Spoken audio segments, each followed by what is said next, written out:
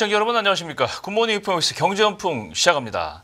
도널드 트럼프 미국 대통령이 미국 주도의 인공지능 합작사 스타게이트 설립과 투자 계획을 발표하면서 어제 반도체주가 일제히 상승했습니다. SK하이닉스는 22만 5천 원까지 오르면서 반년 만에 최고치를 기록하기도 했습니다. 자세한 이야기 HSL 파트너스 이영수 대표님 모시고 알아보겠습니다. 어서 오세요. 네, 안녕하십니까. 트럼프 대통령이 취임하자마자 아주 큰 프로젝트에 시동을 걸었네요.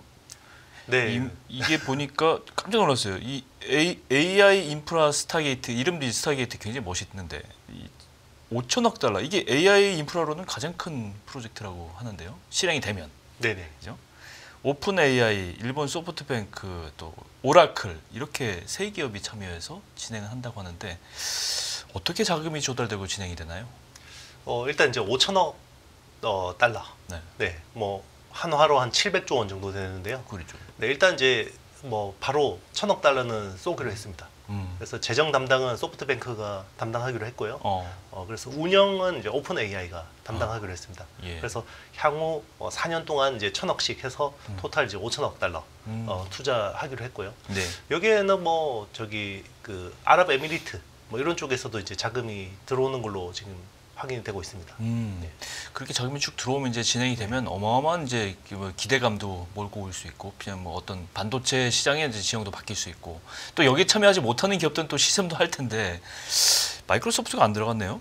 마이크로소프트가 다른 얘기를 좀 했어요. 오픈 AI의 독점 클라우드 공급자가 아니다. 이젠 이거가 연관이 있는 건지 모르겠는데 어떤 의미가 좀 있습니까? 이건? 네, 일단 뭐 참여 자체를 안 하는 건 아니고요. 네. 일단 돈은 안 태웁니다. 마이크로소프트가. 그래서 일단 약간 조금 이제 약간 발을 살짝은 빼는 이런 느낌이긴 한데 그동안에도 계속해서 오픈 AI하고 마이크로소프트 간에 약간 뭔가 갈등설은 계속해서 있어 왔거든요. 그렇죠. 신경전이 있었죠. 네, 있었는데 예. 뭐 초창기에는 굉장히 서로 너무 이제 찰떡궁합으로 잘 해왔지만 어느 정도 이제 마이크로소프트 같은 경우도 이제 코파일럿이라는 기술 자체가 어느 정도 좀 내재화가 됐고, 그렇죠. 네, 어느 순간 이게 같은 그 질문값을 입력해도 답변이 다르게 나오기 시작하면서 약간 이제 그 샘 얼트먼도 이제 그런 부분에 대해서 굉장히 좀 불편함을 느꼈었고요. 그래서 7조 달러 펀딩에서 반도체 내재화하겠다 이런 것들도 사실은 이제 그런 맥락에서 나온 거라고 볼 수 있거든요. 이제 물론 이제 그건 좀 무리한 프로젝트이긴 했습니다만은 예. 그래서 이번에 이야기하는 거는 그거예요. 이제 마이크로소프트 입장에서는 이제 애저라는 그 네. 클라우드 인프라가 예.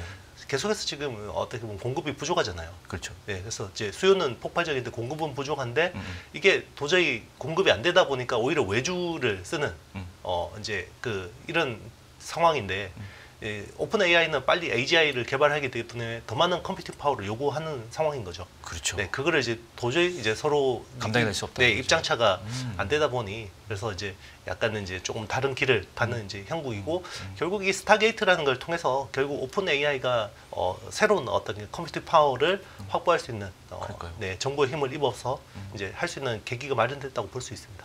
오픈 AI가 그렇게 따지면 정말 이번에 더 헤게모니를 장악하는 어떤 그립력이, 장악력이 굉장히 강해졌다 이렇게 볼 수가 있는 상황인데, 어제 보니까 지난밤에 뉴욕 증시에서 관련주들 주가 죄다 올랐습니다. 엔비디아는 말할 것도 없고 이제 반도체 쓰니까 뭐 ARM 여기 이제 반도체 그 설계하는 데잖아요. 네네, 폭등했어요. 16% 폭등하고 여러 가지로 뭐 이 영향이 벌써부터 많은 것 같은데 시작도 안 했는데 아직. 역사상 최대 규모의 AI 인프라 구축에 나서면서 이제 우리나라 반도체 업체들도 이제 사실 어저께 SK하이닉스가 반영을 한 거고 기대감이 이제 앞서고 있는 겁니다.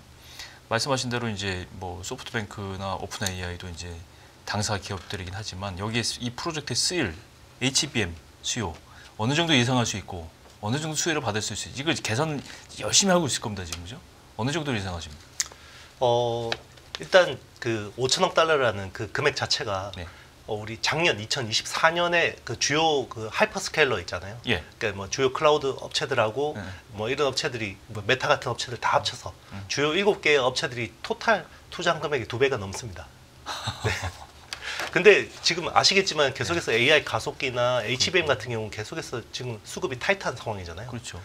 거기에다가 지금 추가로 뭔가 들어온 거잖아요. 아니 네. 엔비디아 같은 경우 1년치 공급량이 뭐 수주가 이미 뭐 계약됐다면서요. 맞습니다. 예. 그럼 또 추가로 더 만들어야 되는 더 거잖아요. 만들어야 되잖아요. 네, 그렇죠. 네. 그러면 이제 추가로 더 만들면 네. 공급하는 입장에서는 더 비싸고 마진율 높게 팔겠죠. 그렇죠. 네, SK 하이닉스 입장에서는 지금 꽃놀이 팬인 상황인 겁니다. 그렇죠. 네.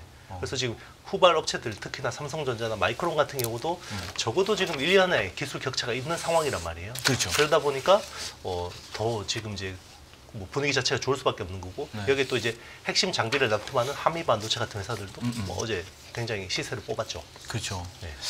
이렇게 이제 앞으로 이제 어떻게 진행되냐에 따라 속도에 따라서 뭐 이렇게 또 이제 더 수요가 더 늘 수도 있고 이렇게 뭐 이거에 따라서 뉴스가 전해지면서 이제 주가가 반영이 될 텐데 삼성전자나 우리 국내 업체들이 이 수요의 어떤 퀄리티나 콘텐츠 양적 질적으로 맞춰줄 수 있을지 이게 이제 저는 굉장히 궁금한데 수요를 그런 의미에서 이제 수요를 만약 기대할 수 있냐 이런 좀 의구심도 좀 들기도 하고 가봐야 하는 거기 때문에요.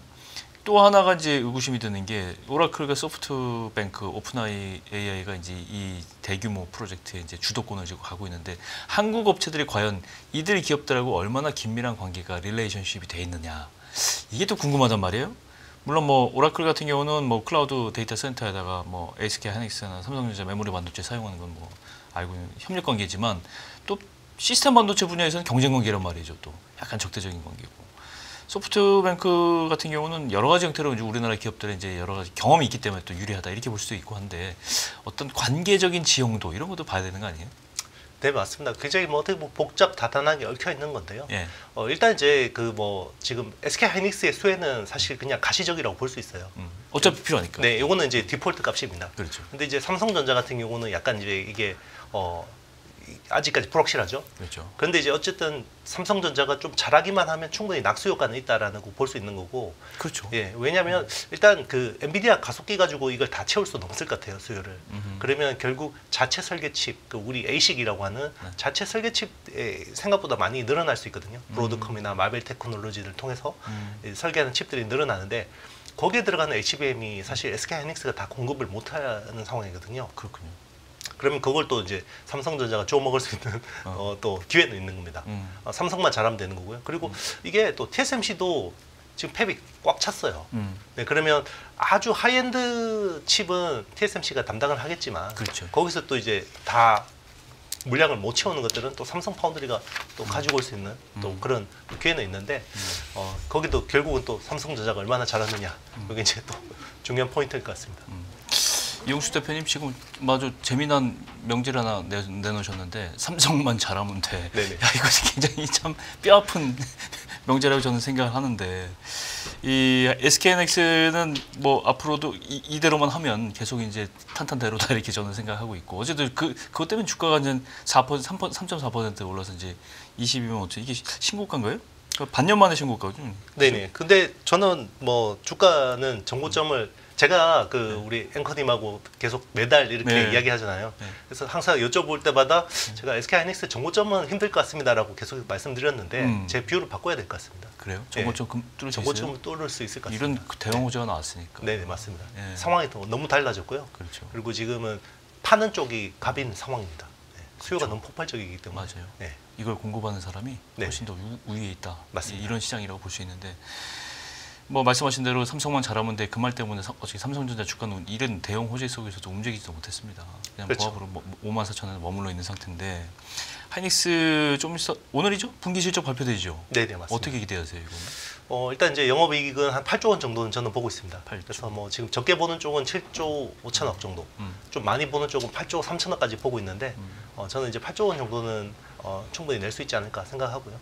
그리고 뭐 작년 전체로 보면 한 23조 5천억 정도, 23조. 그리고 올해는 한 35조까지는 보고 있습니다. 그렇죠. 네. 이 정도 되면 질적인 이익 측면에서도 그렇고 외형적인 측면에서도 삼성과 하이닉스는 자꾸 좁혀지는 것 같아요. 이제 점점 그렇죠. 옛날에는 뭐 게임도 안 땄다. 옛날 더 따지면 안 되겠지만은 게임도 안 샀었는데 점점 좁혀지고 있다. 그렇죠. 일단 그 같은 어떻게 보면 같지 않지만 이제는 메모리 반도체를 파는데 이익률이 너무 다른 거죠. 그렇군요. SK 하이닉스하고 이제 삼성전자 마이크론의 이익률이 네. 확연하게 차이가 나게 되는 겁니다. 네. SK하이닉스 지난해 영업이익이 전체적으로 23조 나왔습니다. 23조 5천. 네. 방금 속보가 들어왔는데요. 아, 네. 속보 자막이 거의 맞췄네요. 그죠? 네, 방금 나왔습니다. 아, 네. SK하이닉스 실적 나오면 바로 자막 좀 띄워주시기 바랍니다. 삼성전자 올해 1분기 낸드 플래시 생산을 20% 줄일 것이다. 이런 뉴스가 있어요. 전망이네요, 아직은. 삼성전자 외에도 SK하이닉스, 키옥시아 등 낸드 제조사들은 이제 수요 침체를 대응하기 위해서 줄이는 거겠죠, 당연히. 맞습니다. 예, 그러니까 줄여야지 가격이 뭐 폭락하는 걸 막을 수 있을 거 아닙니까? 네. 작년에 절반 규모로 이렇게 많이 줄여야 되는 정도로 수요가 급감했나요? 가격이 지금 폭락하고 있고요. 지금 지난달 12월에 그 가격 낸드 그 USB나 이제 그 메모리 카드에 들어가는 이제 그 낸드 제품 그 가격이 한 $2 초반 정도 나왔어요. 네. 그게 작년 초 가격이 4.7달러였습니다. 4.7달러. 네, 4.7달러에서 2.08달러로 폭락했거든요. 그러니까 이제 반토막도 더 나는 겁니다. 아니 반도체 시장에서 반토막은 좀 너무 심한 거 아니에요? 네. 그러니까 이제 이게 감산을 안 할 수가 없는 상황이고, 네. 그리고 이제 지금 중국의 YMTC라는 회사가 또 이제 물량을 앞으로 또 많이 내놓을 수밖에 없거든요. 아, 우리가 이제 CXMT가 D램 내놓으면서 이게 거의 그쪽 시장이 레거시 쪽이 완전히 그냥 폭락하는 걸 봤잖아요. 그죠. 네, 이제 낸드도 YMTC의 이제 물량 폭탄을 걱정해야 되는 상황인데, 그러면 이제 감산을 하지 않을 수가 없는 거고요. 그래서 주요 삼성전자 포함해서 SK하이닉스, 뭐 마이크론, 뭐 일본 키옥시아 전부 이제 감산할 수밖에 없을 것 같고, 그리고 이제 삼성전자 같은 경우는 지금 시안팹이나 평택의 P2 같은 팹을 이제 테크 마이그레이션 이제 좀 더 선단 공정으로 바꾸면서 자연 감산 쪽을 좀 노리는 것 같습니다. 그래서 한 20%에서 많게는 30% 정도는 감산을 하지 않을까 생각합니다. 삼성전자 올해 주가 어떻게 보냐는 질문 사실은 많이 들어보셨을 거예요. 저도 네. 궁금하고 많은 분들이 평생 들고 갈 안전자산으로 삼성전자 주식을 생각하는 게 일반적인데 네. 이제는 조금 제가 삼성전자를 디스하는 게 아니고 네. 그런 질문 이제 삼성전자 도저히 못 들고 가겠다 이제 이러다가 뭐 10만 원 언제 가냐 10만 원 가든지 더블인데 더블 가는 종목도 많은데 막 이렇게 되는 거잖아요. 얘기가 주가 어떻게 보세요? 네, 일단 당분간 모멘텀은 좀 힘들다고 보고 있고요. 힘들겠지. 네, 근데 이제 삼성전자 주가 자체는 좀 어떻게 보면 약간 뭐 업사이드가 당분간 안 보이지만 삼성 파운드리 쪽에서 그래도 뭔가 열심히 하고 있기 때문에 삼성 파운드리 밸류 체인에서는 좀 주가 가능성이 있다고 생각합니다.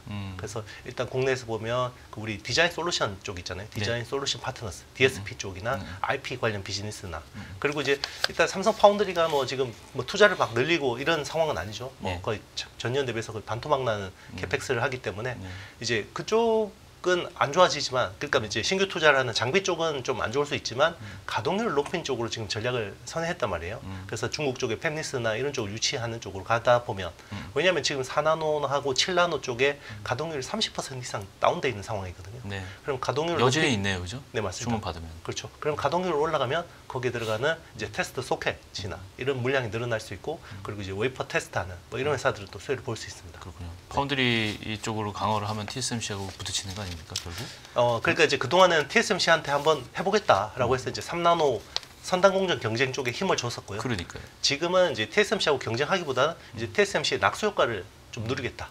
네. 그래서 약간 좀 자존심을 내려놓고 씁쓸하네요, 저. 네. 그래서 작년에 삼성 파운드리 사업부장을 영업통을 심었잖아요. 예. 네, 한진만 사장이 미주 영업통인데 거기에 어떻게 보면 전략적인 포인트가 있다고 생각합니다. 그렇군요.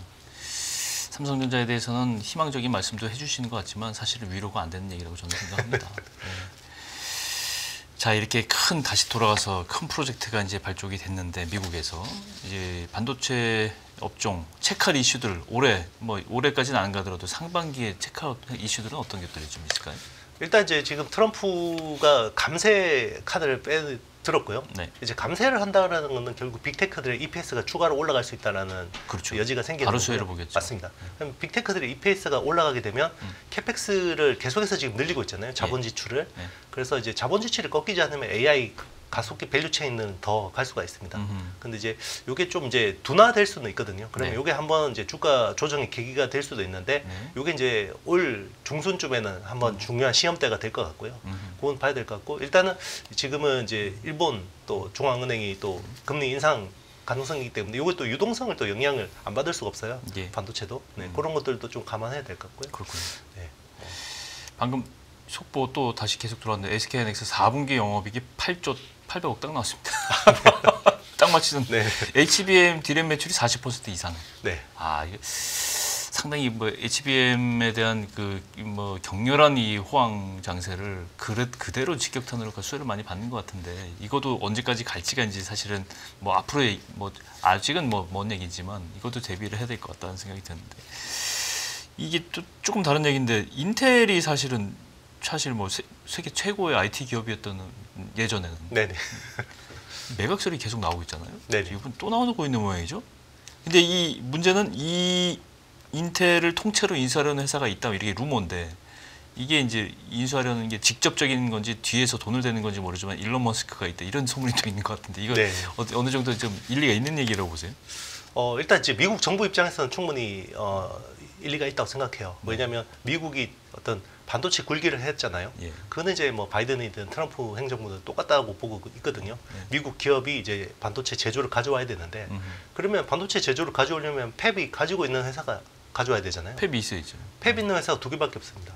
그럼 예, 그 선단 팹을 보면 인텔하고 마이크론이거든요. 근데 그렇군요. 마이크론은 메모리밖에 없잖아요. 그렇죠. 그럼 결국 인텔을 죽이기가 쉽지 않은 거예요. CPU 정부 만드는 기존에 일을 해봤던 인텔이 네. 뭔가 이거 역할을 해줘야 되는 거예요. 맞습니다. 아, 그러니까 이제 여기서 굉장히 이제 머리가 아픈 거죠. 근데 이게 자체 경쟁력으로는 도저히 못 올라올 것 같으니까 예. 좀 이제 뭐 자금력도 있고 기술 기반도 있는 회사한테 좀 인수해라라고 계속 등을 떠미는 형국인데 이 합리의 나라인 미국에서 이게 이제 통할 수 있을지는 좀 관건이긴 합니다.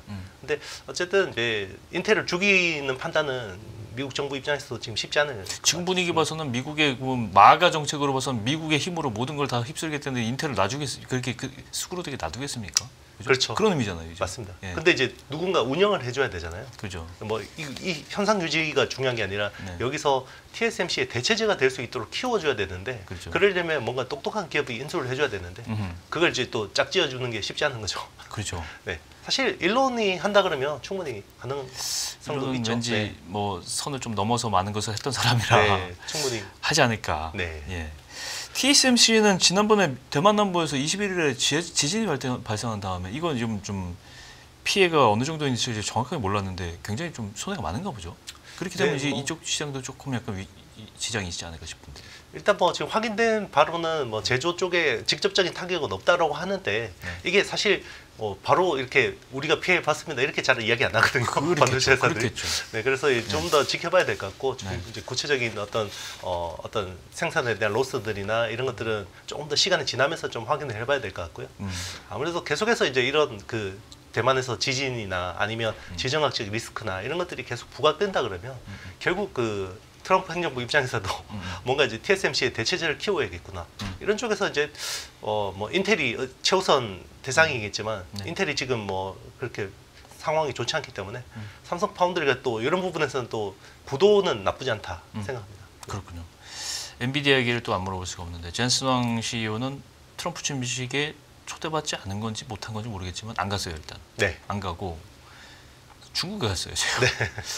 이게 엔비디아 CEO가 움직일 때마다 도대체 저 사람 뭐 하고 있지? 이게 세간에 이목이 집중된단 말이에요 업체에서는 진짜. 중국에 왜 갔답니까? 이게 사실 정치적으로 해석을 안 할 수가 없죠. 그렇죠. 네, 네. 일단 그 자국 대통령 그 행사에 안 가고 그러니까요. 중국으로 갔다라는 건 분명히 뭔가 어떤 정치적인 메시지를 던진 거라고 볼 수 있고요. 그러니까요. 네.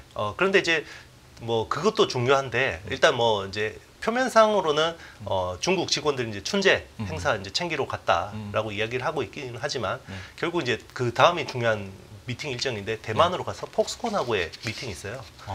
폭스콘이 결국 지금 엔비디아 블랙웰의 서버 렉을 만들잖아요. 근데 최근에 블랙웰 서버 렉에 대해서 계속해서 발열 이슈가 나오고 있잖아요. 성능 이슈가 네, 나오죠. 그게 계속 지연되고 있는 상황인데, 근데 이제 뭐 지금 문제가 되고 있는 건 GB200, 네, GB200 그 그레이스 블랙웰 200, NVL 72인데 사실 이게 올 중순에 나오는 GB300이 되게 중요한 아이템이거든요. 네. 원래 이게 당초 원래 블랙웰 울트라라는 이제 제품명으로 이야기됐는데 이게 GB300으로 바뀌었는데 요거도 좀 문제가 생기면 이제 엔비디아 올해 사업에 굉장히 큰 문제가 생깁니다. 그걸 이제 폭스콘하고 좀 어떻게 해결할 수 있는 방안들을 좀 논의하는 게 중요한 어떤 목적이 아닐까 생각합니다. 그렇군요.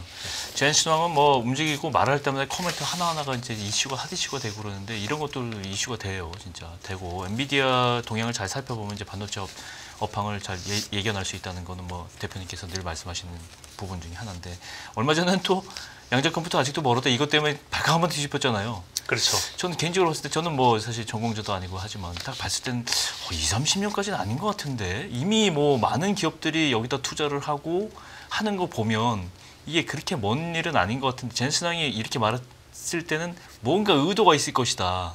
지금 자신의 기업 엔비디아를 포함한 현재 AI 이 컴퓨터 시장의 칩 시장의 어떤 주도권 헤게모니를 흐트러 분산시키지 않기 위해서 그런 것 같다. 뭐 이런 상식적으로 생각할 수 있잖아요. 조금 논의 질문이긴 한데 어떻게 보세요? 네, 뭐 충분히 그런 의도도 있다고 생각하고 있죠. 그렇죠. 네, 그리고 이제 뭐 양자 컴퓨터라는 그 기술 자체가 아직까지는 뭔가 표준화되고 정립된 게 아니기 때문에 그렇죠. 뭐 이제 뭐 이게 그쪽에 깊게 뭐 지금 어떤 그 연구를 하는 사람이 아니면 뭐 정확하게 또 알기 모르죠. 힘든 부분이 있거든요. 예. 그리고 이제 이게 또 기술 방식도 다 다르잖아요. 다르죠. 네, 극조온을 기반으로 하는 쪽도 있고 이온 트랩을 쓰는 쪽도 있고 다르죠. 뭐 이런 거기 때문에 예. 네, 그런 부분을 당분간 어떻게 계속해서 이런 그 노이즈가 생길 수밖에 없고요. 네, 그런 게 또 결국은 이제 양자 컴퓨터 관련주들의 변동성을 키우는 네, 요인으로 작동할 것 같습니다. 알지 못하니까 변동성이 네. 클 수밖에 없는 거죠. 맞습니다. 그게 그죠? 또 반대로 이야기하면 변동성이라는 거는 업사이드 리스크, 그죠. 그러니까 예, 상승에 대한 어떤 에너지도 강한 거거든요. 뭐 하락에 대한 에너지도 있는 거지만. 네. 근데 젠슨왕 CEO가 앞에 있으면 이런 얘기 하고 싶어요. 엔비디아도 불과 몇 년 전에만 해도 쳐다보지도 않았다. 네, 그렇죠. 이게 10년, 20년 걸리지 누가 이렇게 장담을 했겠나. 맞습니다. 이렇게 얘기하고 싶은데 다음번에 그런 의미로 반도체 시장 다시 한번 출연하실 때 서울 세고 나서 출연하실 때 다음 차세대 기술로 사람들에게 주목받는 기업들이나 기술들에 대해서 조금 말씀해 주시면 우리 투자자들에게 많은 흥미와 희망과 뭐 해석을 좀 도움이 되지 않을까 싶습니다. 오늘 여기까지 말씀드리겠습니다. 반도체 시장 연초 동향 HSL 파트너스 이용수 대표님 모시고 한번 자세히 알아봤습니다. 오늘 말씀 너무 고맙습니다. 네, 감사합니다. 네.